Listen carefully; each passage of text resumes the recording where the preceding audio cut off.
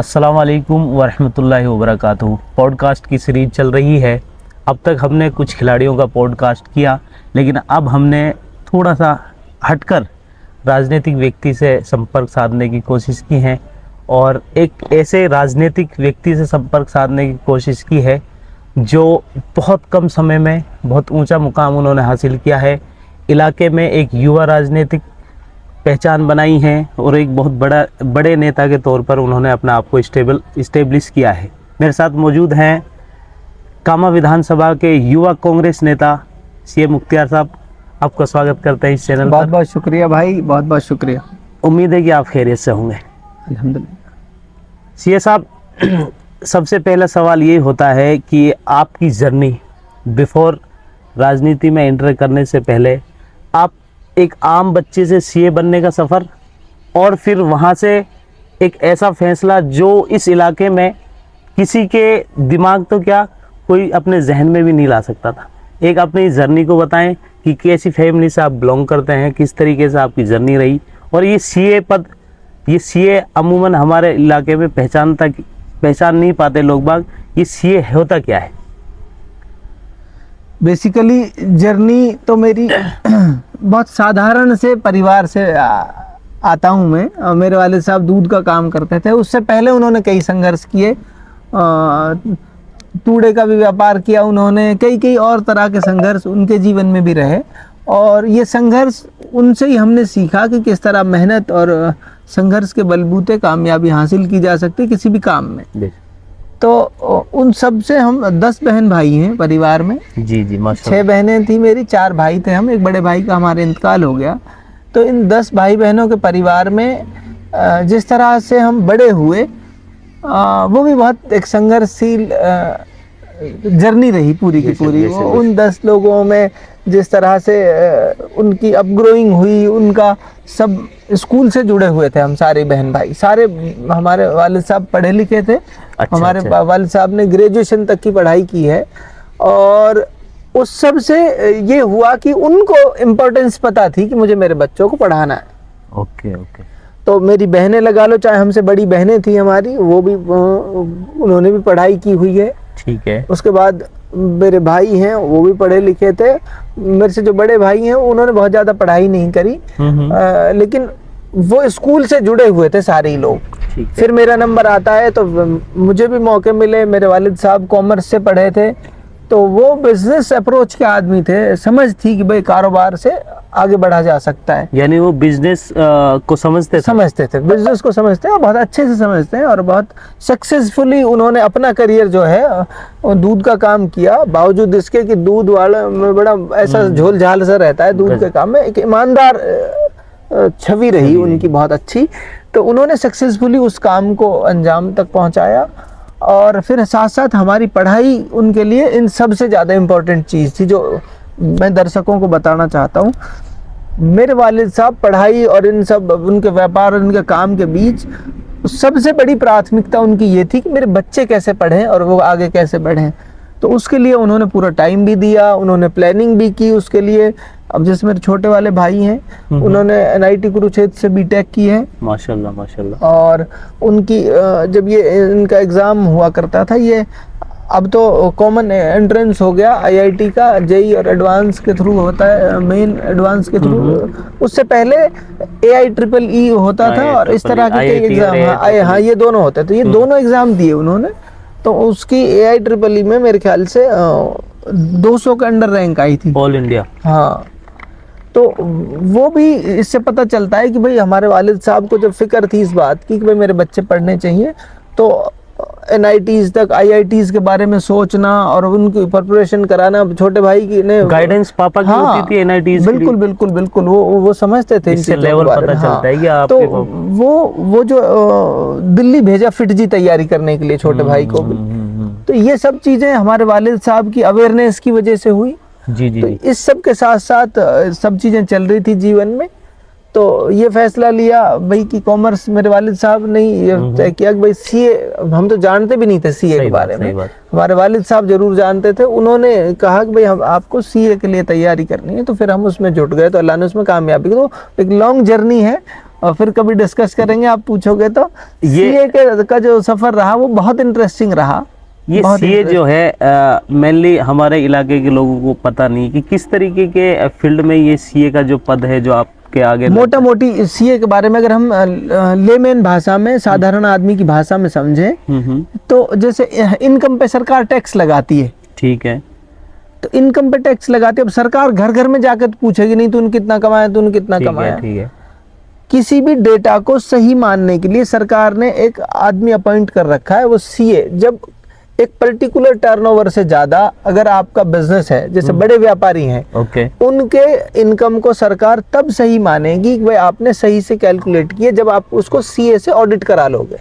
Okay. तो एक तरह से सीए जो है ऑडिट रिपोर्ट साइन करता है और बहुत सारे काम करता है जो गवर्नमेंट ने उसको ऑथराइज कर रखा है इसके लिए। ऑथराइज कर रखा है। तो जितने भी बड़े बिजनेसमैन हैं, जितने भी बड़े व्यापारी हैं और टैक्स, अकाउंट्स और कॉस्टिंग और इन सब से जुड़े हुए जितने भी लोग हैं, वो सारे के सारे सीए उनको कंसल्टेंसी का काम भी करता है और उनके फाइनेंशियल स्टेटमेंट को साइन करता है सीए। तो जब वो सीए उस साल के एंड में उनको साइन कर देता है बुक्स ऑफ अकाउंट्स को, तो ये माना जाता है कि ये books of accounts proper accounting standards के अकॉर्डिंग बनी हुई थी। Okay, okay. तो ये बेसिकली काम है। वो उससे जुड़े हुए फिर जैसे जीएसटी की कंसल्टेंसी हो गई, इनडायरेक्ट टैक्सेशन में, फिर इंटरनेशनल टैक्सेशन में, वो तमाम सारी जो अकाउंट से रिलेटेड कंसल्टेंसी है वो सीए का काम है। अभी आप कहीं ऑफिस रन करते हैं? मैं कई जगह छोटे छोटे काम करता हूँ। ओके। और अल्लाह का शुक्र है बहुत कम समय में जिस तरह से हमने अपने सामाजिक और राजनीतिक जीवन में एक अच्छा मकाम हासिल किया है, उससे पहले हमने हमारी जो मेरी अपनी प्रैक्टिस लाइन हो गई या मेरे अपना काम हो गया, उस सिलसिले में भी हमने बहुत अच्छा काम करके कम समय में दिखाया। ऊपर वाले ने हमारी मदद भी की, लेकिन हमारी एक अप्रोच जिस तरह की रही, लोगों के साथ कनेक्ट जिस तरह का रहा, जैसा बॉन्ड लोगों के साथ रहा, आपको ताज्जुब होगा गुड़गांव के लोग फिरोजपुर झिरका कंसल्टेंसी के लिए आते हैं काम के लिए। ये आपकी सोहना के लोग, गुड़गांव के लोग, इवन हरियाणा में महेंद्रगढ़ भी मेरा ऑफिस है, वहाँ के जिस आदमी के साथ एक बार कनेक्ट बन गया, वो आदमी फिर हमारे साथ जुड़ा रहा लंबे समय के लिए। तो ये एक अप्रोच रही है आपकी कि लोगों के साथ आपका बॉन्ड कैसा है, उसके बेसिस पे बिजनेस आपका मल्टीपल टाइम्स ग्रो करने लगता है। तो उस फील्ड में भी हमने बहुत अच्छा काम करके दिखाया। तो ये सब इसके साथ साथ पैरेलल ही चल रहा था। आप एक बिजनेस मैन फैमिली से बिलोंग करते हो, उसी तहत आपने भी अपना बिजनेसमैन तो कैसे कहें, बिजनेसमैन एक बड़ा सा टर्म लगता है कि कोई बड़ा टाइकून हो, लेकिन हाँ मेहनत, वो चाहे छोटा सा ही हो बिजनेस, चाहे एक किराने की दुकान ही हो, लेकिन अगर उस आदमी की अप्रोच है ना, समझ है बिजनेस के बारे में, काम के बारे में, तो किराने की इस दुकान को भी बड़ा कर सकता है। तो हमारे वालिद साहब को बेचारों ने संघर्ष किया और थोड़े से रिसोर्सेज में किया। तो उसके बाद मैं तो उन्हें मतलब बड़े बिजनेसमैन से भी ज्यादा अक्लमंद आदमी समझता हूँ, जिस तरह से उन्होंने उन परिस्थितियों में, उन हालातों में और जिस तरह के इलाके में हम रहते हैं, उन इलाकों में इस तरह की समझ के साथ आगे बढ़ना भी बहुत बड़ी बात है। अब आपकी छवि सीए से बदलकर नेता के रूप में हो गई है, और ये फैसला मुझे ऐसा लगता है कि पिछले 50 साल में किसी का इतना मजबूत फैसला, इतने युवा नेता इस उम्र में आपने फैसला लेना, किस हद तक ये कठिन रहा और कैसे लोगों का सपोर्ट मिला?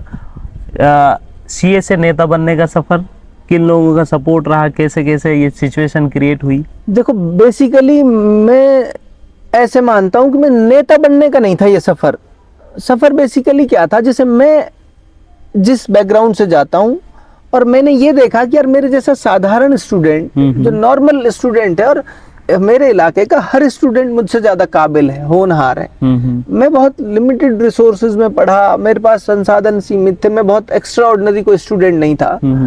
मुझे ऐसा लगता था यार जब तेरे जैसा आदमी इस कोर्स को, इस कंपटीशन को क्रैक कर सकता है, तो मेरे इलाके के तो हर बच्चा कर सकता है। बेशक बेशक। और जब फिर दिल्ली में बैठ के आप देखते हो ना, अपने इलाके के बारे में देखते हो, सोचते हो, अपने लोगों के बारे में सोचते हो, तो आपको ये महसूस होता है कि दुनिया की इस दौड़ में, या यूं कहो कि जो अपॉर्चुनिटियां दुनिया के या मुल्क के और लोगों को मिल रही हैं आज इस दौर जमाने में, वो अपॉर्चुनिटियां ग्रो करने की हमारे लोगों को नहीं मिल रही। उसकी बहुत सारी वजह हैं। उन बहुत सारी वजहों में से मुझे ऐसा लगता था कि एक वजह ये है कि हमारा एजुकेशन की तरफ ध्यान नहीं है। ओके। भाई मुख्तार के पास अलग क्या हो गया, नहीं तो मैं इसी तो इलाके का आदमी, और इन्हीं फैमिली पे हमारे 19-20 हो सकते हैं, लेकिन सबों की घरों की परिस्थितियां एक जैसी हैं। कई कई बच्चे हैं और उन सब भाई बहनों पे उतना पैसा नहीं है कि आप बहुत बड़ा पैसा खर्च कर सकते हो। ये तमाम सब एक तरह की सी स्थितियां सबकी। उन सब में एजुकेशन हासिल करी, डिग्री हासिल करी, उस डिग्री की बुनियाद पर आपको रोजगार भी मिल जाता है, काम भी मिल जाता है। तो फिर आप थोड़ा सा भी अगर सोशल जहन है आपका, आप अपने इलाके के बारे में सोचते हो, आप अपने लोगों के बारे में सोचते हो। पढ़ाई के दौरान ही आपके जहन में चल रही थी ये समाज? मेरे ख्याल से हर स्टूडेंट के बारे में दिमाग में चलती है ये बातें। जब स्कूलिंग होती है, आप भी यंग रहे, मतलब ज्यादा मैं ये नहीं कहता कि मैं कोई एक्स्ट्राऑर्डिनरी हूँ, मेरे दिमाग में ये चलते नहीं, सबकी हर स्टूडेंट इस एज में मेरे ख्याल से हर स्टूडेंट ये सोचता है कि मैं कुछ बन जाऊंगा तो मैं अपने लोगों के लिए, अपने इलाके के लिए, अपने मुल्क के लिए कुछ ना कुछ करूंगा। तो वो सेम हर स्टूडेंट की तरह हमारे दिमाग में भी थी कि यार हमको कुछ ऊपर वाले ने मौका दिया तो हम हमारे लोगों के लिए कुछ करेंगे। तो जैसे ही मैंने ये सीए का एग्जाम पास किया तो एक जहन में ये उधेड़-बुन जरूर थी कि यार हमारे लोगों को भी आगे आना चाहिए, हमारे लोगों को भी मौके मिलने चाहिए, उनको भी अवेयर करना चाहिए कि इतना मुश्किल काम नहीं है, ये आसान काम है, बशर्ते कि उनको गाइडेंस मिले। तो ये सोच थी कि यार हमें मौका मिला तो हम अपने लोगों को गाइड करेंगे और उनके साथ ये बताएंगे उनको कि आसान काम है, आप इस तरफ आइए और फिर खुद को भी मजबूत करिए, अपने परिवार को मजबूत करिए, समाज को मजबूत करिए, इस देश को भी मजबूत करिए। तो उस जहन उस दिमाग में था कि फिर जैसे सीए बनने के बाद एक बात जरूर क्लियर थी कि मैं चकाचौंध वाली जीवन से मैं हमेशा दूर रहा। मतलब मेरे दिमाग में ये चकाचौंध नहीं थी कि यार अच्छा फलाना तो थार में चल रहा है, फलाना तो बड़ी गाड़ी में चल रहा है, ये चकाचौंध मेरे दिमाग में नहीं थी, कभी नहीं थी। अलबत्ता मैं ऐसे जहन रहा मेरा शुरू से ही, जब कोई आदमी मतलब हमारे जैसा स्ट्रगल करके या यूं कहो कोई आदमी साधारण परिवारों से जाके और कोई अच्छा कर रहा होता है और फिर वो आदमी ये कहे मैं 50 लाख की गाड़ी खरीद लूं, उससे बेहतर मुझे ये लगता था 50 लाख तो अपने इलाके के लिए, अपने समाज के लिए, अपने मुल्क के बच्चों पे खर्च कर, ताकि जो कुछ तुमने अचीव करा है वो बच्चों को भी अपॉर्चुनिटियां मिल सके। तो ये चकाचौंध से मैं दूर था। ये जरूर था मेरे ध्यान में, पैसा आया तो इन चीजों पे खर्च नहीं होगा, गाड़ी लेने पे खर्च नहीं होगा, मकान बनाने पे खर्च नहीं होगा। पैसा आया तो जैसे ही वो एजुकेशन पे ही खर्च होगा, डायरेक्टली इनडायरेक्टली वो उसकी कैसे कैसे प्लानिंग होगी। तो ऐसे करके बढ़ा। राजनीति में आने का ऐसे नहीं था कि भाई राजनीति ही करनी है, पर जब परिस्थितियां धीरे धीरे समझ में आने लगती हैं चीज़ें आपको, जब बहुत सारी चीज़ें घटती हैं आपके साथ, और वो तमाम चीज़ें फिर आपको, कुदरत भी एक फोर्स है जो वो आपको ड्राइव करती है कि अब आपको ये करना है। जब आपकी नीयत सही होती है तो फिर आपको रास्ते खुल जाते हैं, आपको अपॉर्चुनिटियां मिल जाती हैं कि आपको बड़े स्तर पे काम करने का मौका मिलता है। कौन सा ऐसा पॉइंट रहा लाइफ में, कौन से ऐसी हादसा रहा जिससे आपको लगा कि हाँ वाकई में मुझे अब कौम की हिमायत करनी चाहिए, मुझे एज ए लीडर यहाँ काम करना चाहिए? कौन सा ऐसा पॉइंट रहा जहाँ पर आपको थोड़ा सा ज़्यादा फील हुआ हो कि अब ज़रूरत है मेरे जैसे लोगों की? देखो बात क्या है, बेसिकली न तो किसी हादसे से हुआ, बल्कि एक जहन था। जब आप समाज में ये चाहते हो ना काम करें, हमारे इलाके के लोग आगे बढ़ें, तो आप हर पहलू पे गौर करते हो, हर पहलू के बारे में विचार करते हो। वो फिर आप इतने सारी सोच विचार में रहते हो कि यार कैसे इन परिस्थितियों से निकला जाए। तो एक बात मेरे जहन में हिट करती है, बल्कि मेवात का हर नौजवान इस बात को महसूस करता है कि कहीं ना कहीं हमारी लीडरशिप की कमी रही। जिस तरह की लीडरशिप, जिस तरह के फेयर लोग, जिस तरह से ईमानदारी से, हमदर्दी से, मोहब्बत से जैसे हमको लीड करना चाहिए किसी को, उस तरह की लीडरशिप की कमी महसूस होती थी। तो मैं मेरे साथ के नौजवानों से, बहुत सारे ऐसे साथी थे जिनको हम मोटिवेट करते थे कि यार आप लोग हैं, आप में ये कैपेबिलिटीज़ हैं और सक्षम हो आप, और आप लोगों को आगे आना चाहिए। तो बहुत सारे साथियों को बोलते थे, कहते भी थे। कई साथी हमें उल्टा बोलते थे कि यार मुख्तार तुमको ये सब करना चाहिए शुरू। फिर जब हमने यहाँ काम करना शुरू किया और उसके पैरेलल ये जो एक गैप था ना, एक जो या यूं कह लो एक तरह से दिमाग में ये हमेशा रहता था कि यार हमारी लीडरशिप जो है वो अच्छी नहीं है। इसकी वजह ये भी है कि हम बहुत पीछे छूट गए। तो उस गैप की वजह से हमेशा राजनीतिक जो लीडरशिप की कमी थी वो हमेशा अखरती थी। फिर जब हमने यहाँ काम शुरू किया तो होना तो ये चाहिए कि राजनीति के लोगों को, कि ऐसे लोगों को अप्रिसिएट करें कि यार अच्छा, तो आप कौम समाज के लिए काम कर रहे हो, बच्चों को पढ़ाने का काम कर रहे हो। फिर हमने देखा यहाँ तो उलट काम है, यहाँ तो उल्टा आपको ये भी थ्रेट महसूस करते हैं कि अच्छा ये स्कूल बना रहा है, ये कल को हमारे बच्चों के खिलाफ थ्रेट हो सकता है, उनके लिए ये मुश्किलें पैदा कर सकता है राजनीति में, ऐसे सोचते हैं लोग। तो उल्टा आपकी मदद करने की बजाय लोग आपके ऐसे पीछे पड़ जाते हैं कि आपको तबाह करने पे उतारू हो जाते हैं। फिर हमें लगा कि यार अगर ऐसे ये हमारे साथ एजुकेशन में काम करने वालों के लोगों के साथ ये हाल है, तो बिजनेस करने वालों के साथ क्या होगा। सही बात, सही बात। कई लोग मेरे क्लाइंट थे जो माइनिंग का काम करते थे, एक्सप्लोसिव का कई लोग काम करते थे, उनसे इतनी बड़ी बड़ी डकैतियां राजनीति के लोग, आज भी वही हाल है, सही बात, तब भी वही हाल था। तो वो जो चीजें थी वो फिर पूरी की पूरी फोर्स इस दिशा में लग गई कि भाई आप ये तो इतनी मेहनत जो कर रहे हो ना, अगर आपने राजनीतिक रूप से इनका मुकाबला नहीं किया तो ये जो आप कोशिशें कर रहे हो ये इनको भी तबाह कर देंगे। तो इन सब चीजों को मैं वही कह रहा हूँ, जब अल्लाह आपको रास्ते दिखाता है, आपकी नीयत सही हो, तो फिर अल्लाह ने ये दिमाग में डाला कि ये सब कोशिशें तो ठीक है, एक ऊपर बैठा आदमी पूरी नीचे की सब चीजों को तबाह करने पे तुला पड़ा है, और आप कितने भी सजाते रहो इनको, रोज सजाओ, और ऊपर बैठा आदमी है वो रोज इनको तबाह करने की प्लानिंग करे, तो ये संभव नहीं है कि आपकी जो कोशिश है ना वो एक ना एक दिन, ये सब क्योंकि ऊपर फोर्स है, उसके पास ताकत है, फोर्स से उन्हें खराब करने की कोशिश कर रहा है। आप रोज उनमें रंग भरो, वो रोज मिटा जाए उनको। तो फिर ये लगा कि नहीं, जो गड़बड़ी ऊपर है उसको ठीक करने की जरूरत है। तो वो फिर उस तरफ जहन बनाया अल्लाह ने, फिर कुछ लोगों को समझ आती चली गई बातें, तो मदद मिली। कुछ लोग मानते हैं कि घाटमिका वाला जो कांड था, नासिर जुनैद वाला, वो आपका एक ऐसा पॉइंट था जहां से आपने अपनी छवि बनाई, तो क्या इसका योगदान। भाई ईमानदारी से, मुझे कभी संकोच नहीं हुआ चीजों के बारे में बहुत ईमानदारी से डिस्कस करने में। घाटमिका प्रकरण से पहले, घाटमिका प्रकरण होता है फरवरी मार्च में, जी जी, मैं 1 जनवरी को अलल ऐलान कर चुका था, फील्ड में घूम रहा था कि मैं चुनाव लड़ूंगा। उससे पहले घाटमिका प्रकरण होता मार्च में, अब फरवरी में जाके, और मैं जनवरी से मतलब लोगों के बीच में हूँ, जनसंपर्क कर रहा हूँ। 1 जनवरी को मैंने अनाउंसमेंट की थी, हमारे साथ के सारे लोगों ने बैठ के तय किया कि हमें चुनाव लड़ना है। 1 जनवरी से हम रोजाना फील्ड में थे, रोजाना सोशल मीडिया के माध्यम से, और तमाम जो हमारी वो है उन प्लेटफॉर्म से पता चल सकता है कि भाई हमारी किस तरह की एक्टिविटीज थी उस समय। अच्छा, फिर एक मसला घाटमिका का एक प्रकरण होता है जिसमें 2 लोगों को मारा जाता है, जलाया जाता है, और वो निर्मम तरीके से उनको मारा जाता है। मैं अब सार्वजनिक जीवन में हूँ, जो ये बात कर रहा हूँ कि मैं लोगों की चुनाव लड़ूंगा, मैं लोगों की आवाज़ बनने की कोशिश करूंगा। कोई आदमी अगर परेशान हो रहा है तो मैं उसकी आवाज़ बनूंगा, मैं उसके लिए संघर्ष करूंगा।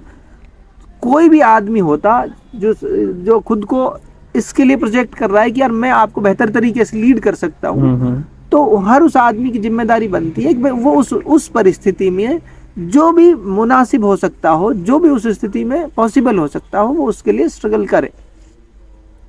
घाटमिका हुआ, हमने अपनी अप्रोच रखी लोगों के सामने कि भाई इसमें ऐसे नहीं होना चाहिए, सरकारें ही तो हैं, सरकारों से बात करो, कैसे हमारे लोगों को दिन दहाड़े उठा ले जाओगे, मारोगे इस तरह, तो कैसे काम चलेगा। सवाल तो पूछेंगे ना, हमारी चुनी हुई सरकारों से हम सवाल नहीं पूछेंगे तो कैसे काम चलेगा। हमने ये बात रखी लोगों के बीच। बावजूद इसके उस दिन पूरे समाज ने बैठ के, उस समय की जो मौजूदा विधायक थी, उन्होंने समाज के साथ बातचीत करके ये तय करा कि भाई इनको सरकारी नौकरी देंगे, और सरकार से हमारी बातें हुई हैं, और इनके परिवारों को मुआवजा भी देंगे, और इनकी मदद करेंगे, और जो बाकी मुलजिमों को पकड़ने की लड़ाई भी सरकार से लड़ेंगे। इन सब बातों पे समाज सहमत हो गया कि भाई ठीक है, आप लीड कर रहे हो, ये कोई मसला राजनीति करने का है भी नहीं। बिल्कुल। इस समय तक एक शब्द कोई बता दे मेरा कि मैंने राजनीतिक रूप से बोला हूं, इस समय तक समझौता हो गया, सारी बातें हो गई, बात खत्म हो गई, भाई मुद्दा ही तो नहीं रहा घाटमिका प्रकरण कोई। उससे 2 दिन बाद वही विधायक जो वहां समाज के बीच में बैठ के ये कहती है पब्लिकली कि भाई इनके बच्चों को सरकारी नौकरी दी जाएगी, वो 2 दिन बाद मुकर जाती है उस बात से कि भाई सरकारी नौकरी नहीं कहा हमने तो कॉन्ट्रेक्चुअल का कहा। अच्छा, देहात का आदमी, गांव का आदमी यही नहीं समझ पाता कॉन्ट्रेक्चुअल क्या होता है। सही बात। उसके बाद हमने मूवमेंट शुरू किया है, फिर हमने बोलना शुरू किया कि नहीं यार, ये किस तरह की नाइंसाफी है, इतना भरोसा समाज आप पे कर रहा है कि आपने स्याह कर दिया, सफेद कर दिया, उन बच्चों को मिट्टी दे के बैठ गए लोग, उनके भरोसे पर, उनके आश्वासन पे। बेशक बेशक। अब बताओ, कोई आदमी अगर ये कहे कि हम राजनीति कर रहे हैं, तो उसमें तो इससे बड़ी नाइंसाफी नहीं हो सकती कोई। ये इल्जाम लगाना है हमारे ऊपर। यहाँ से मैं चुनाव लड़ रहा था, अगर मैं सोता तो मैं वहां हल्ला मचाता कि नहीं समझौता क्यों कर रहे हो, समाज की बातों को मैं ये कहता कि बुरा कर दिया, गलत कर दिया। मैंने इस समय तक एक शब्द नहीं बोला। जब ये चीजें समाज सामने आई निकल के कि इस तरह की चीजें हो रही हैं, तब हमने बोलना शुरू किया कि ये नाइंसाफी है। इस तरह झूठ और मक्कारी फरेबी के तो आप समाज को छल नहीं सकते।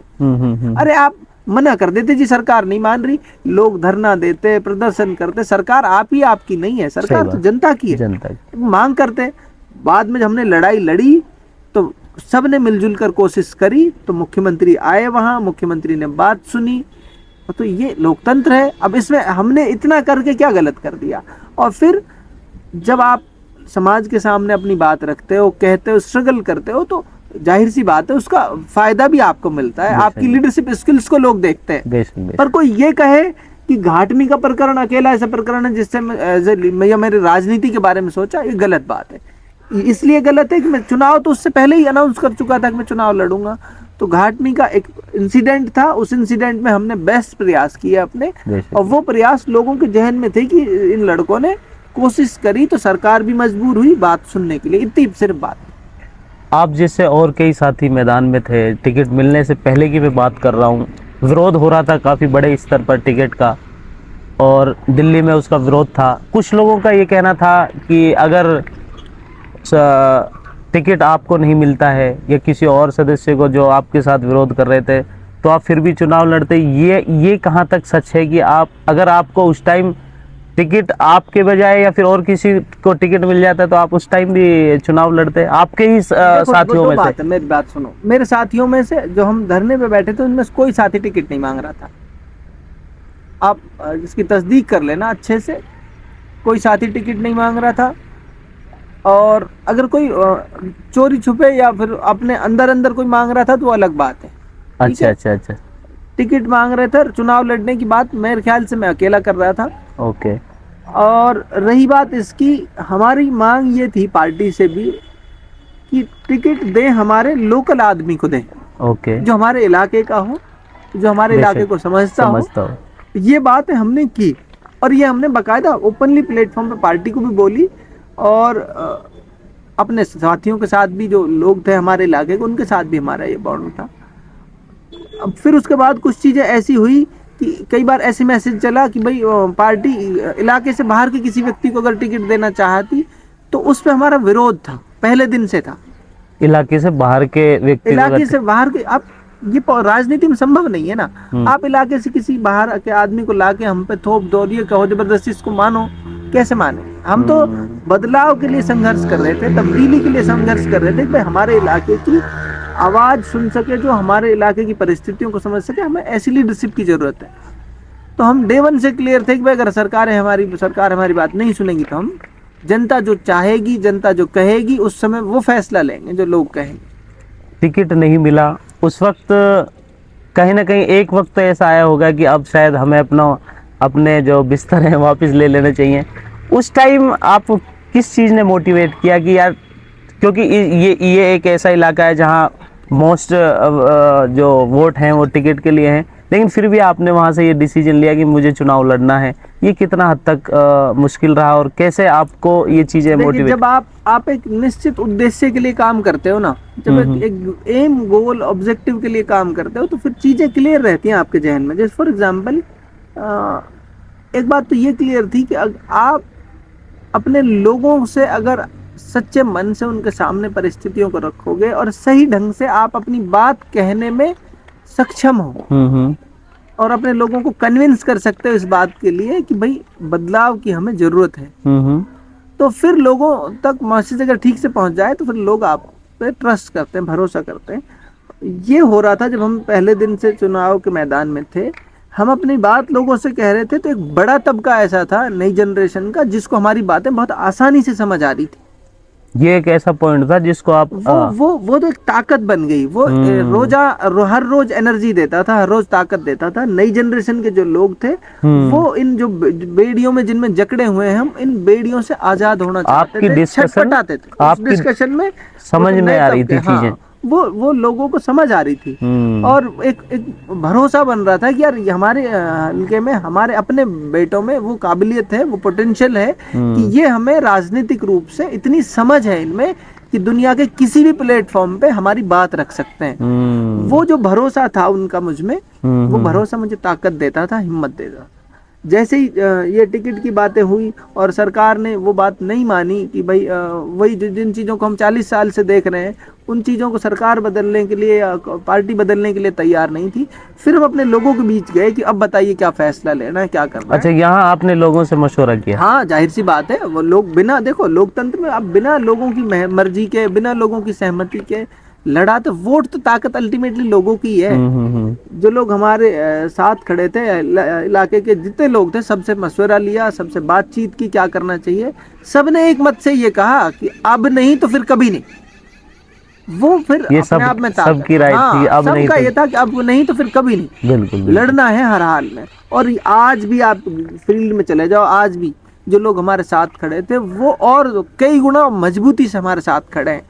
और वो इस स्ट्रगल को एक तरह से इतिहास रूप से देखते हैं कि आने वाले समय में ये जो संघर्ष था, ये मेवात को नई दिशा देने का काम करेगा। 100% मैं इस बात से मुतमईन हूँ पूरी तरह से, ये संघर्ष जाया नहीं जाएगा। मेवात की राजनीति में ये इतना बड़ा बदलाव साबित होगा आने वाले समय में। मैं उम्मीद करता हूँ कि इस पूरी दिशा बदल जाएगी राजनीति की। क्या कांग्रेस ने टिकट ना देके गलती की? अब देखो, वो पुरानी बात हो चुकी।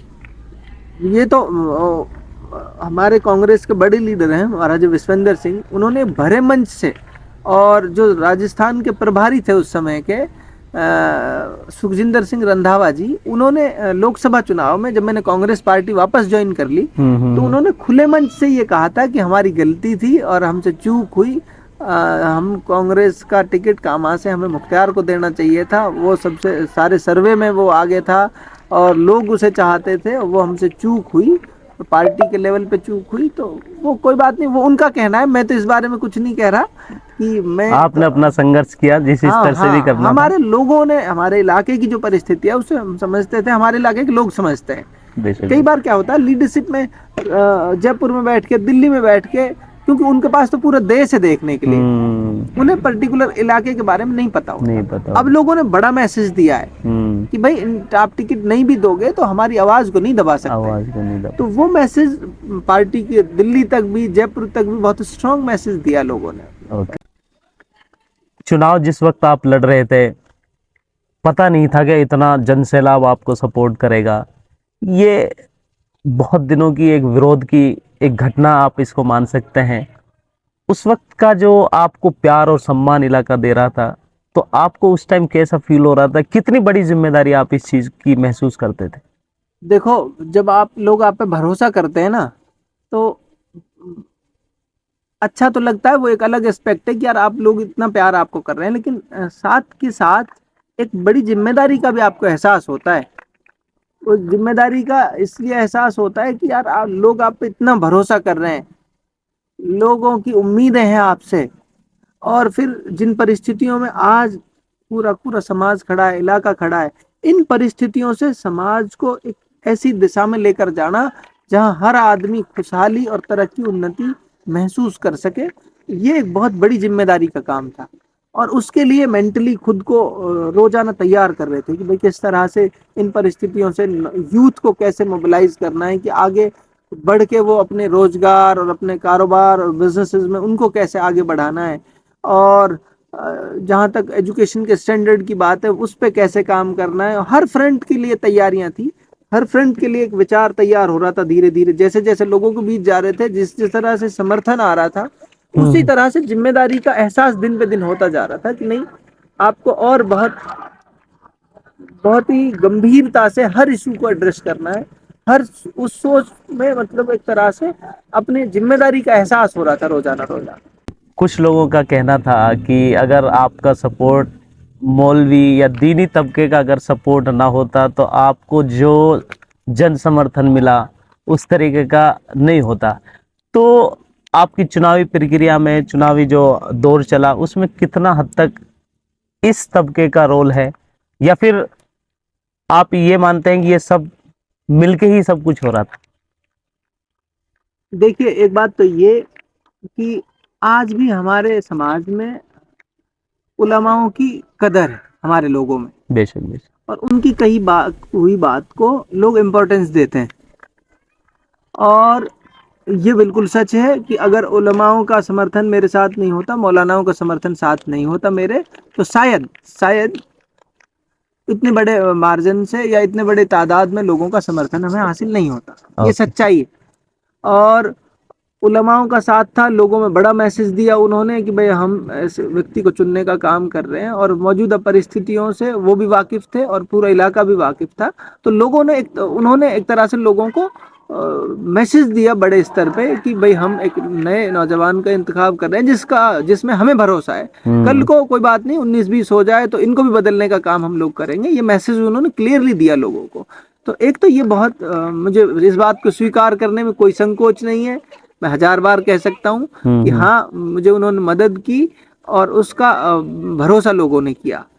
दूसरी बात ये कि कोई ये कहे कि उन्होंने बहुत सारे लोग राजनीतिक रूप से करते हैं क्रिटिसाइज कि भाई उन्होंने उलमाओं को मिसगाइड किया या उलमाओं, ये सच्चाई है बाय गॉड। किसी भी आदमी से दुनिया के किसी भी प्लेटफॉर्म पे मुझे कहने में कोई संकोच नहीं है। मैंने सिंगल दिन कभी प्लान नहीं की इस बात का कि मैं उलमाओं की पंचायत जोड़ूं या मैं उनके साथ ये कहूं कि भाई आप लोग मुझे समर्थन कर दो। मैंने एक सिंगल दिन नहीं कहा।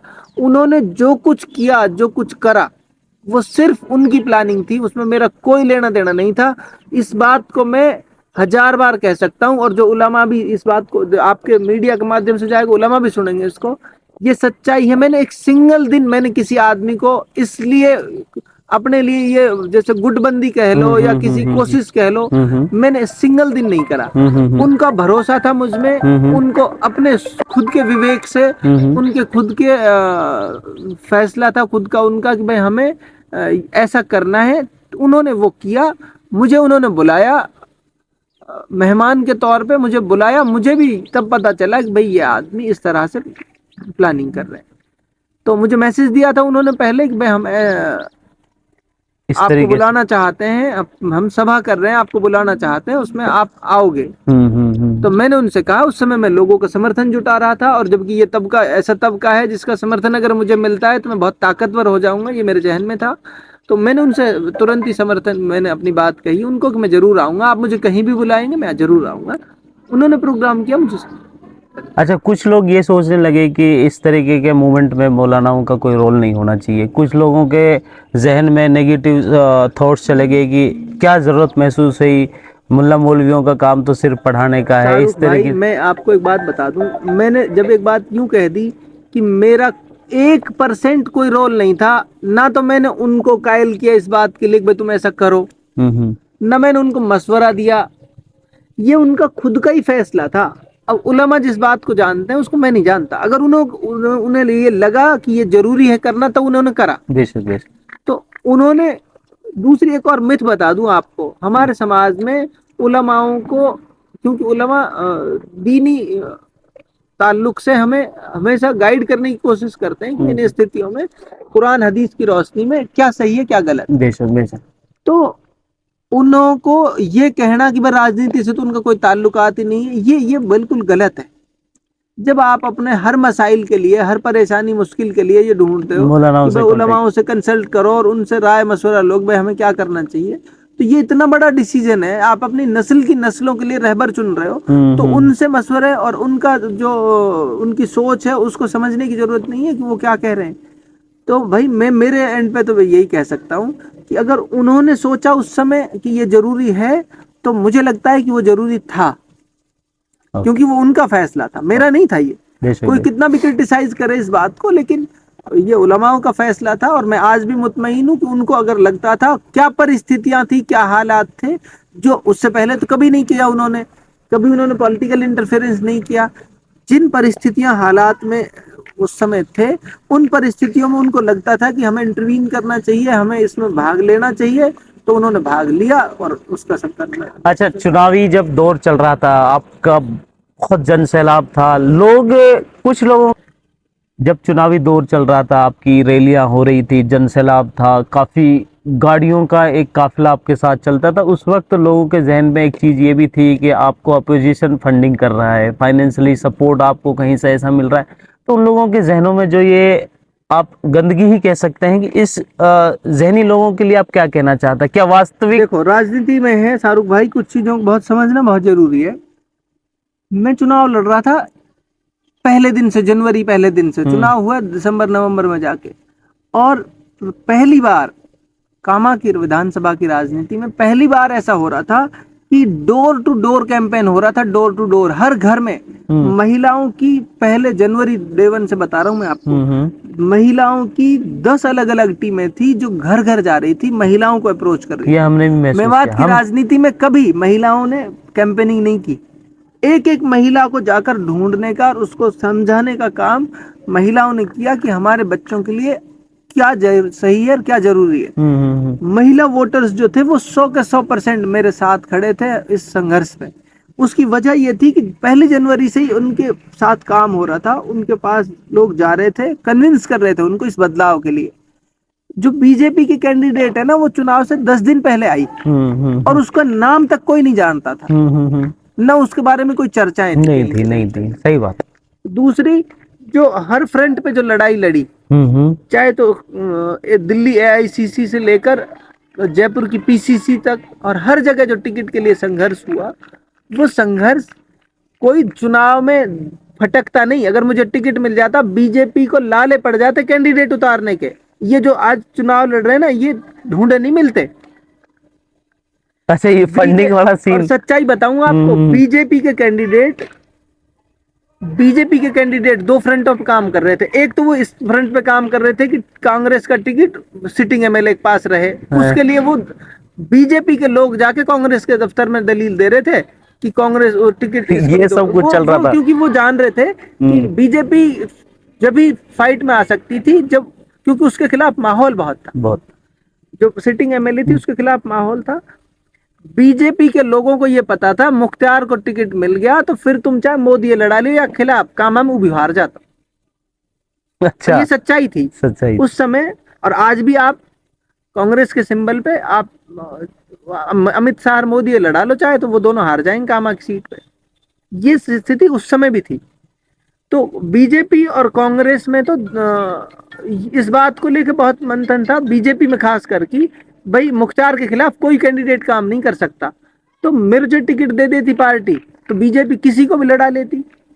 तो मैं ये कह रहा हूँ, बहुत स्पष्ट चीज है कि ना तो किसी के पैसे, कांग्रेस और बीजेपी के कैंडिडेट दोनों ने मिलकर उतना पैसा नहीं लगाया जितना पैसा मैंने लगाया चुनाव, और ये इलाके के लोग भी जानते हैं। और ये सब तो चंद लोग हैं जो इस तरह की बकवास करते हैं, और मेरा रब जानता है, खुदा जानता है, बाखुदा। और मैं एक बात और बताऊं आपको, मेरे जीवन का उसूल रहा है, मैं चुनाव जीतूं हारूं अलग बात है, मैंने एक दुआ हमेशा अल्लाह से मांगी कि अल्लाह अगर मेरे जीतने में खैर और भलाई है तो मुझे ताकत दे दे। दूसरा, अल्लाह जा दिन भी मेरी नीयत में खराबी आ जाए तो उस दिन तो मुझे गरपाक कर देना, उस समय तो मुझे खत्म कर देना इस काम से। मैं 100% अपने इलाके की भलाई के लिए काम कर रहा हूँ। हर आदमी की अपनी अपनी सोच समझ है, तो वो मैं रोजाना प्रयास करता हूँ अपने स्तर पे। इंशाल्लाह मुझे पूरी यकीन है, पूरी उम्मीद के साथ मैं इस बात पे हूँ कि मैं मेरे लोगों को कन्विंस कर लूंगा इस बात के लिए। तुम एक मौका मुझे दे दो और 70 साल की राजनीति को अलग रख देना और मेरे 5 साल के पीरियड को अलग रख देना। अगर मैं मेवात का हर एक नेता से मेरे काम को कंपेयर कर लेना, अगर मैं आपके बच्चों के लिए, भविष्य के लिए, उनके लिए बेहतर सुविधाएं उपलब्ध कराऊं, उनको ऐसी दिशा दिखाने का अगर काम कर पाता हूं तो मेरी बात है, तो इस संघर्ष की बात है। वरना तो चुनाव तो आते जाते रहेंगे हर बार।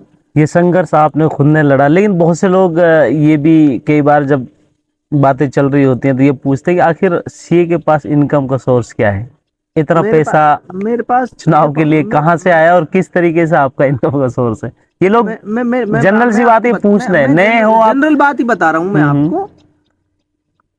मैंने ये इतना बड़ा स्कूल सेटअप किया, तब तो मुझे कोई राजनीतिक आदमी की जरूरत नहीं थी। मैं अलवर में एक बहुत शानदार हम कोचिंग इंस्टीट्यूट चलाते हैं। किस अच्छा, किस चीज के पैसे देगी मुझे कोई, ये बताओ। सही बात, ये सही। मेरा इतना बड़ा स्कूल का सेटअप खड़ा है, ये मुझे किसी ने दिया है क्या? अलवर में हम इतना बड़ा कोचिंग इंस्टीट्यूट चलाते हैं, वो मुझे किसी ने दिया है क्या? सही बात। तो ये सब बातें तो इसलिए हैं कि एक आदमी की छवि को खराब किया जा सके। हाँ, मेरे पास टिकट होता तो पता चल जाता अपने आप ही कि क्या कर रहे हैं क्या नहीं कर रहे। इंडिपेंडेंट आदमी कोई भी हो, उसके ऊपर इस तरह के आरोप लगाते हैं दूसरे पक्ष वाले। उनके पास तो कोई एजेंडा नहीं है ना भाई मुझे डिफेम करने के लिए। मेरे खिलाफ उनके पास एक शब्द नहीं था बोलने के लिए, सही बात। सिवाय इसके जो वो बोल रही है बकवास अच्छा, कर रहे हैं। उसी बीच में आपके स्कूल की फीस को लेकर भी लोगों में चर्चाएं थी कि इतना मेरी स्कूल की हाई फीस रेटेड स्कूल। इससे कम फीस, मेवात से शुरू हो जाओ आप, मेवात इलाके में रेजिडेंशियल स्कूल जितने भी हैं उनमें सबसे कम फीस मेरी। आप राजस्थान के किसी भी बोर्डिंग स्कूल से आधी फीस अगर मेरी हो तो फीस मेरी कम। लोग 1.5 लाख से 2 लाख के बीच मिनिमम फीस है रेजिडेंशियल फीस किसी भी अच्छे स्कूल की आज। और वो फीस हम 60,000 रुपए फीस ले रहे हैं, करीब करीब करीब 60-65,000। क्या फीस ले रहे हैं भाई साहब? खाने का पैसा भी नहीं ले रहे लोगों से। डे बोर्डिंग की फीस पे आ जाओ आप हमारी, हम 1,000 रुपए महीने फीस लेते हैं। क्या महंगी फीस ले रहे हैं हम? आज के जमाने में बच्चे पढ़ाने, अच्छे स्टाफ अवेलेबल कराने इतना टफ टास्क है।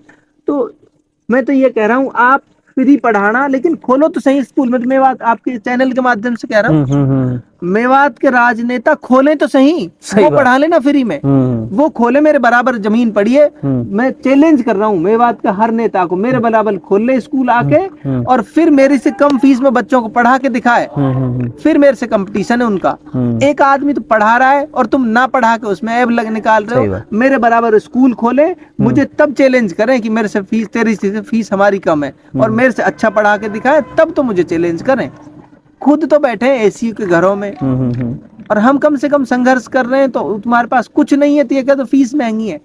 अरे तुम मेरे से कम फीस में पढ़ा के दिखाओ, जब महंगी मानूंगा फीस को। सही बात। तो ऐसे तो कोई भी आरोप लगा देगा जी फीस महंगी है। आज के दौर में अच्छे स्टाफ अवेलेबल कराना और इस इलाके में रोक के रखना उनको इतना बड़ा चैलेंज है। जब काम करोगे तो पता चलेगा। सीए साहब, सफर बहुत लंबा है, अभी 4 साल आना बाकी है। इस बीच जो ये गैप जो लगता है, 5 साल का पीरियड है, इस बीच में अपने आप को लोगों के बीच में बना पाना, लोगों के ख्यालों में रहना, लोगों की मदद करते रहना, लोगों के बीच में अपने नाम को बराबर बना पाना, ये कितना बड़ा संघर्ष, और ये कब तक जारी रहेगा? शाहरुख भाई, मेरा अपना मानना ये है, हर आदमी की अपनी अप्रोच, अपनी समझ है काम करने। मैं बेसिक्स पे काम कर रहा हूँ। मैं ये सोच के काम नहीं कर रहा 5 साल बाद क्या होगा। मैं इस पे काम कर रहा हूँ कि मुझे तो मौत जिंदगी का किसी को पता है क्या? नहीं पता। अगले पल का नहीं पता। 5 साल कैसे प्लान कर पाओगे? मैं रोजाना इस पैटर्न पे काम करता हूँ कि अगर मुझे कल अल्लाह की तरफ से बुलावा आ जाए तो मैं आज तक वो काम कर जाऊं, अपनी नई जनरेशन तैयार कर जाऊं। मैं ऐसे काम नहीं कर रहा कि मैं ही रहूं और मैं ही बनूं। मैं कोशिश ये कर रहा हूं, मेरे आप स्कूल का एक एक बच्चे से पूछ लो, एक एक बच्चे के जहन में ये बात है कि जब सर हम जिस दिन काबिल हो जाएंगे इस लायक, तो हम बच्चों को पढ़ाने का काम करेंगे। ये जनरेशन तैयार हो रही है, मैं इस पे काम कर रहा हूँ। मैं इस पे काम नहीं कर रहा कि मैं गद्दी पे कैसे बैठूंगा। मैं इस पे काम कर रहा हूँ कि मैं नहीं रहा तो ये सोच कैसे जिंदा रहेगी। एक एक बच्चा मेरे स्कूल का, मेरे से मिलने वाला, मेरे से जानने वाला, हर आदमी के दिमाग में ये सोच है कि यार अल्लाह ने अगर हमको पैसा दिया, अल्लाह ने हमको रिसोर्सेज दिए, खुदा ने, ईश्वर ने दिए हमको रिसोर्स, हम बच्चों को पढ़ाएंगे। मेरे यहाँ से 10वीं का बैच निकला इस साल। मैं लिख के दे सकता हूँ 30 बच्चों में से अगर 28 बच्चे अगर जिन जिन कोर्सेज में एडमिशन लेंगे, अगर उनको ना क्रैक करें तो आप मुझे पकड़ लेना आके। दूसरी बात, अभी अगले 20 साल में क्या होगा इसे प्रिडिक्ट नहीं कर सकते आप, लेकिन मैं दावे के साथ कह सकता हूं इन सब बच्चों के जहन में एक बात कॉमन है कि जब भी हमारे पास रिसोर्सेज आएंगे, हम अपने इलाके के लिए काम करेंगे, हम अपने मुल्क के लिए काम करेंगे। ये एक सोच है, एक नजरिया है जो हमने कोशिश की है कि अपने लोगों को तैयार करने। तो मैं जिस पैटर्न पे काम कर रहा हूँ, मैं 5 साल या 20 साल की तैयारी नहीं कर रहा। मैं इस बात की तैयारी कर रहा हूँ कि हम जब नहीं रहेंगे तो हमारी एक जनरेशन में बड़े लोग ऐसे हों, हमारे पास लीडरशिप का एक क्राइसिस ना हो। जो क्राइसिस आज है ना, ये सोच रहे हैं यार मुख्तार एक उम्मीद है या फलाई एक उम्मीद है। मैं चाहता हूँ हमारे पास हजारों ऑप्शन ऐसे हों, हमारे नौजवानों में ये इस तरह की अप्रोच हो कि यार मैं बेहतर कर सकता हूँ, मैं बेहतर तरीके से चला सकता हूँ। मुख्तार अगर गड़बड़ करे तो उसको चैलेंज करें, उसको ये कहें कि इस फ्रंट पे तुम गलत हो, तुमसे बेहतर तरीके से काम किया जा सकता है। ये तो तब तरक्की की बात कर सकते हो तरक्की की आप। बात कर सकते। ये नहीं कर सकते कि जब आप तो ये बैठ गया, आप इसको बेटे पे हो जाए, उसके पोते पोते हो जाए। सही बात है, ये मूर्खता है, मूर्खता होती है ये बिल्कुल। मूर्खता है। आप ऐसे लोग तैयार करो कि जो आपके इलाके को बेस्ट लीडर, तो वो जो बेस्ट से बेस्ट चला सकता बेस्ट से हो बेस्ट चला। हर फ्रंट पे। उसकी उसका कैरेक्टर जो है वो बिल्कुल ऐसा हो जिसकी दलील दे, मिसाल दे कोई, यार हाँ उसका कैरेक्टर, ओवरऑल उसकी पर्सनैलिटी ऐसी हो जिस पे भरोसा किया जा सकता हो। आज हमारे लीडरों पे कोई भरोसा कर सकता है? झूठ बोलते हैं सुबह से शाम तक। उस गरीब आदमी की जिसकी हम बात कर रहे थे, उसके बच्चे मरे, उसकी लाश पे आप बैठ के झूठ बोल गए और कहा कि जी हमने तो जॉब की कहा ही नहीं, नौकरी देने की। दूसरी बात आपको बताऊं, आपने बीच में भी छेड़ा, मैं इसलिए कह रहा हूं कि नेता का, आपके लीडर का ऐसा कैरेक्टर हो कि आपने कोई बात कही है तो फिर उसका मतलब है कोई। मतलब हो, सही बात।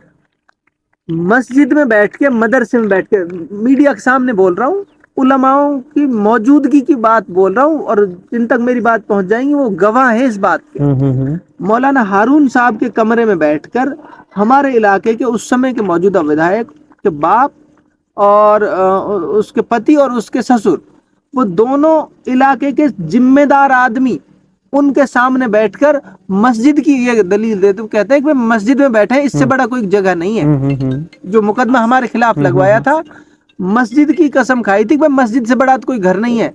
बेशक। अब मस्जिद में बैठ के भी अगर आप झूठ बोलते हो, धोखा देते हो, तो इससे गिरा हुआ स्तर कोई हो सकता है क्या?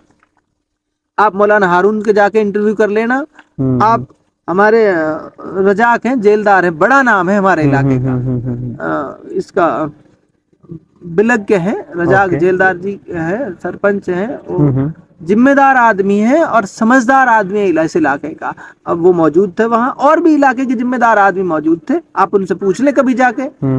मस्जिद में बैठ के ये कहा कि ये मुकदमा हम वापस लेंगे। मौलाना से, मौलवी हारून से जब उनका समझौता हुआ, वो 6 महीने तक प्रयास करते रहे उसके लिए, 6 महीने तक, कि यार वो तुमने वादा किया था वो मुकदमा वापस ले लो। उनके रसोइये से मेरे खिलाफ मुकदमा लगवाया उन्होंने 5,000 की चोरी का। वो आज भी मैं उसकी वो भुगत रहा हूँ, तारीख है।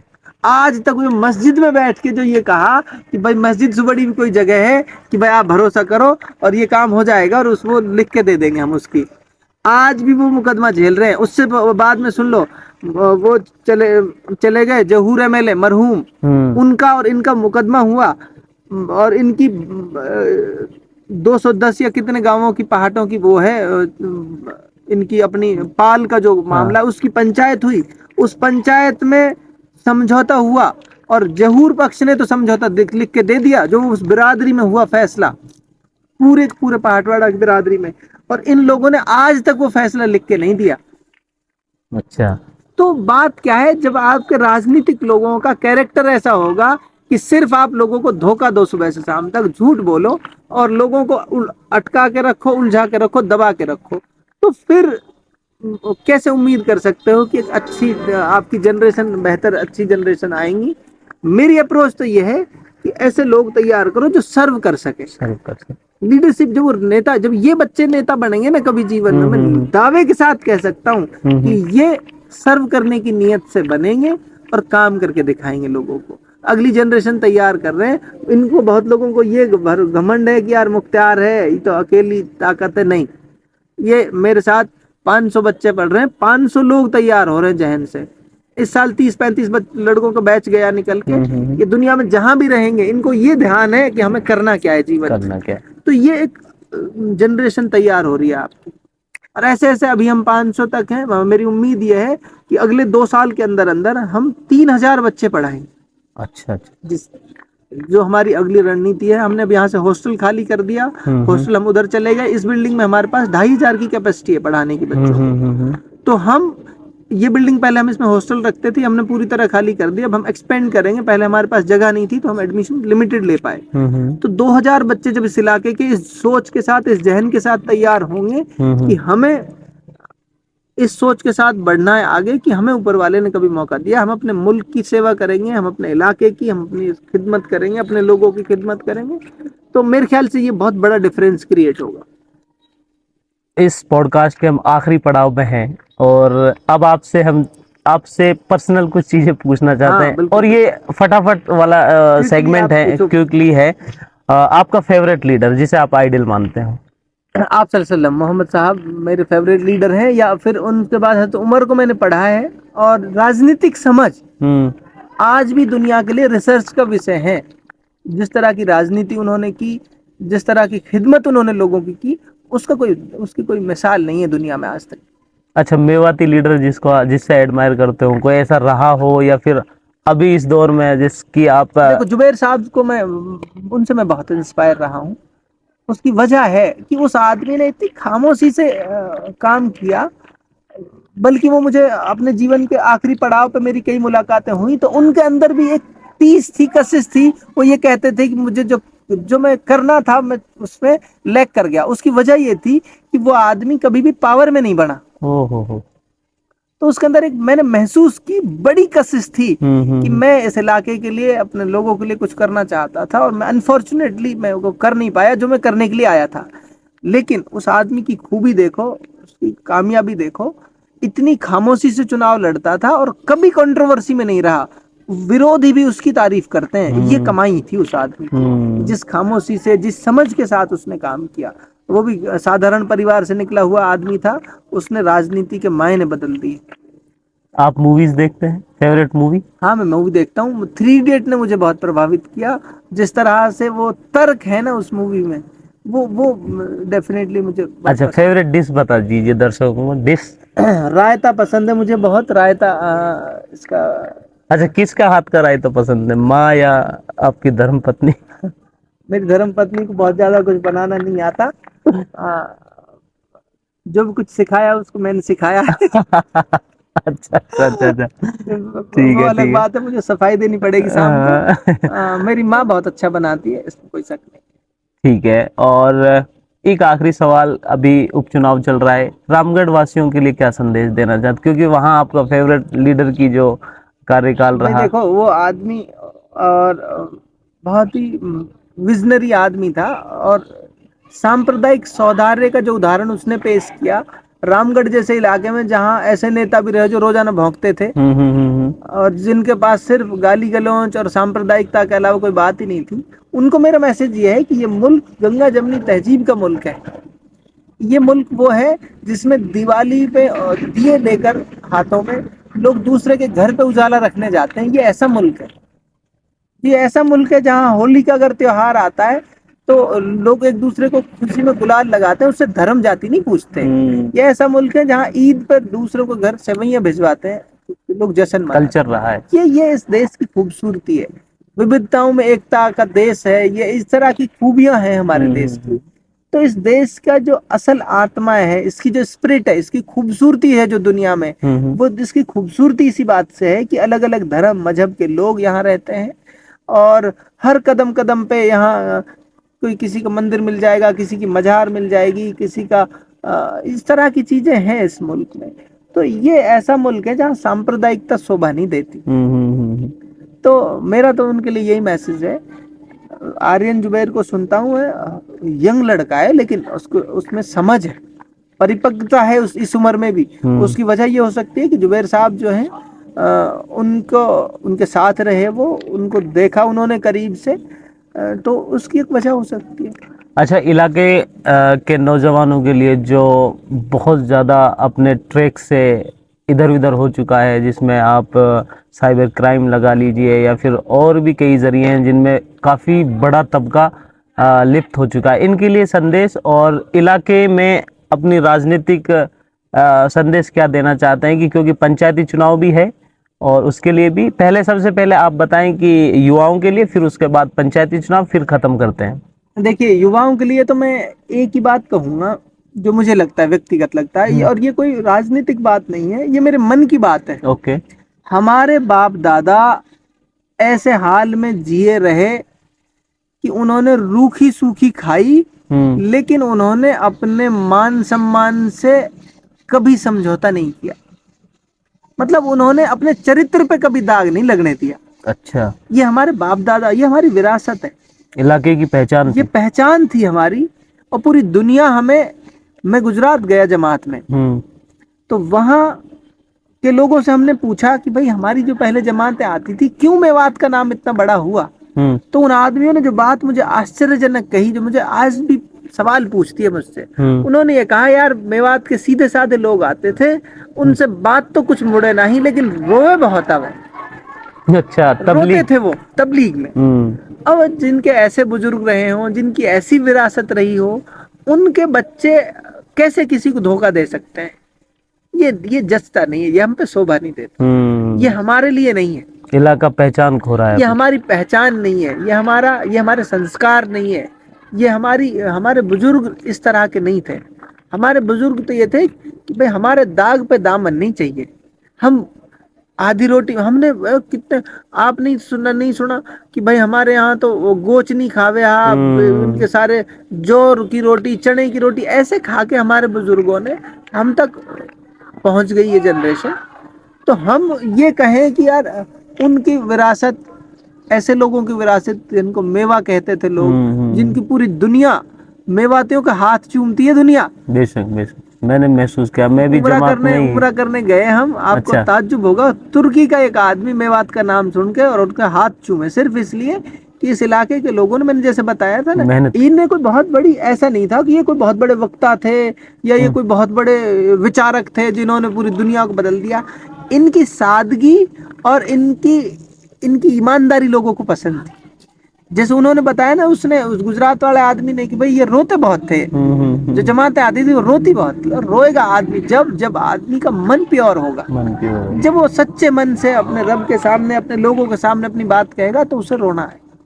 तो ये हमारी विरासत है, ये हमारे एक तरह से हमारे बाप दादाओं की जो विरासत हम तक पहुंची है, वो है ये हमारा हमारा अपनापन जिसे हम भूल गए हैं, या हमारी अपनी पहचान जिसे हम भूल गए हैं, वो पहचान ये है। तो मेरे नौजवान साथियों से, मेरे इलाके के लोगों से ये मेरा मैसेज है कि अपनी पहचान को ना भूलो, उस पहचान को याद करो और उसके लिए काम करो जो हमारे बाप दादा, जो जिसके लिए हम हैं। गांधी जी की बात याद आती है मुझे कि देश की रीढ़ की हड्डी है, ये कहा गांधी को पूरी दुनिया मानती है।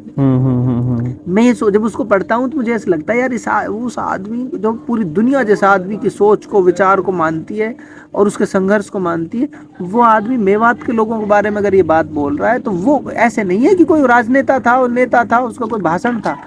तो वो अगर ये कोई बात बोल रहा है तो उसके पीछे कितनी बड़ी गहरी सोच हो सकती है।